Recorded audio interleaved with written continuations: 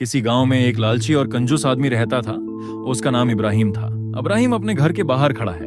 एक गरीब आदमी उससे मदद मांगता है। गरीब आदमी इल्तजा करते हुए इब्राहिम से कहता है, इब्राहिम भाई, मेरे बच्चों के पास खाने को कुछ नहीं है, बराह कर्म थोड़ी मदद कर दें।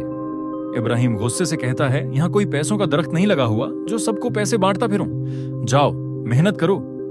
गरीब आदमी अफसोस से सर झुकाकर चला जाता है। इब्राहिम मुस्कुराते हुए अपनी रकम निकालकर गन्ने लगता है। पैसा ही सब कुछ है, जितना ज्यादा होगा इतना अच्छा होगा। वो खुशी से खुद कलामी करता है। इब्राहिम रास्ते पर चल रहा होता है कि अचानक एक अजीब सा आदमी उसके रास्ते में आता है।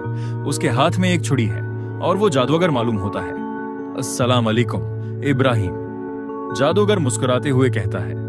इब्राहिम हैरानी से पूछता है, तुम कौन हो और मेरा नाम कैसे जानते हो?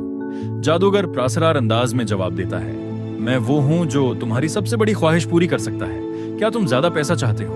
इब्राहिम की आंखों में चमक आ जाती है। हाँ, बहुत ज्यादा। क्या तुम ऐसा कर सकते हो?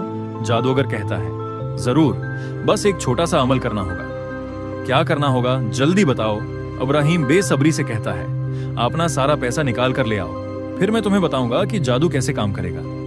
इब्राहिम तेजी से अपने घर जाता है, जल्दी से अपनी सारी जमा पूंजी निकालता है और खुशी खुशी वापस आकर जादूगर को थमा देता है। जादूगर की आंखों में चमक बढ़ जाती है। अब अपनी आंखें बंद कर लो, वरना जादू नाकाम हो जाएगा। इब्राहिम फौरन अपनी आंखें बंद कर लेता है।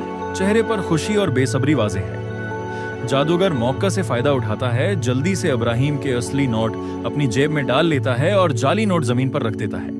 वो ड्रामाई अंदाज में मंत्र पढ़ने लगता है।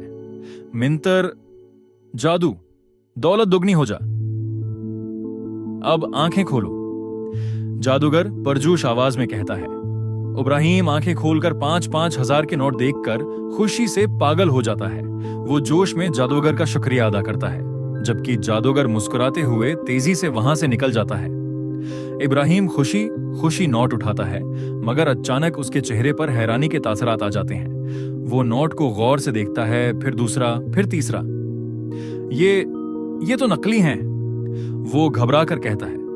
उसका दिल जोर जोर से धड़कने लगता है। वो तमाम नोट जल्दी से चेक करता है, लेकिन सब जाली होते हैं। मैं बर्बाद हो गया, इब्राहिम चीख कर कहता है और जमीन पर बैठ जाता है। उसकी सारी दौलत चली गई थी और वो लालच के चक्कर में खुद को कंगाल कर चुका था। ये कहानी एक सबक आमोज वाकया बयान करती है जो हमें लालच के अंजाम से आगाह करती है। इब्राहिम की कहानी हमें यह सिखाती है कि बगैर सोचे समझे किसी पर भरोसा करना और सिर्फ दौलत के पीछे भागना नुकसानदेह हो सकता है।